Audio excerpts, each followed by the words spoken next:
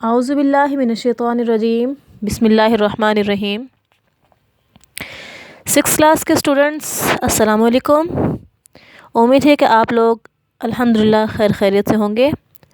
آج کا ہمارا ٹاپک ہے سورۃ الفیل۔ فیل مطلب ہاتھی۔ آج ہم سورۃ الفیل میں ہاتھی والوں کے بارے میں پڑھیں گے۔ پہلے اس کا شان نزول اور تعارف پڑھ لیتے ہیں۔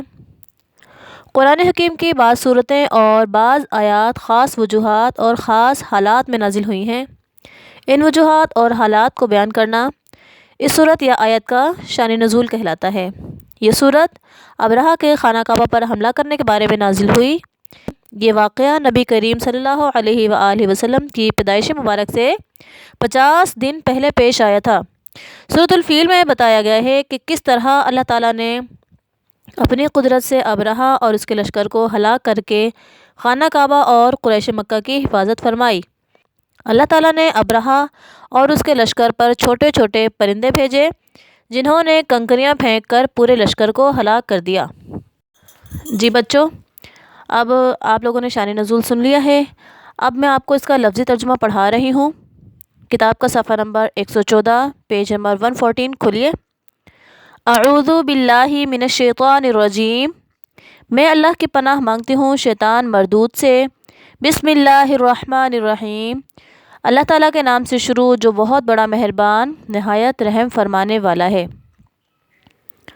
الم تر کیف فعل ربک باصحاب الفیل، الم کیا نہیں، ترا آپ نے دیکھا، کیفا کس طرح، فعل کیا، ربک آپ کے رب نے، باصحاب الفیل ہاتھی والوں کے ساتھ۔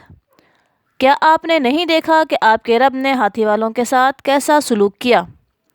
الم یجعل کیدہم فی تضلیل، الم کیا نہیں، یجعل اس نے کر دیا، کیدہم ان کی چال کو، ان کے مکر کو، فی تضلیل بیکار رائگاں۔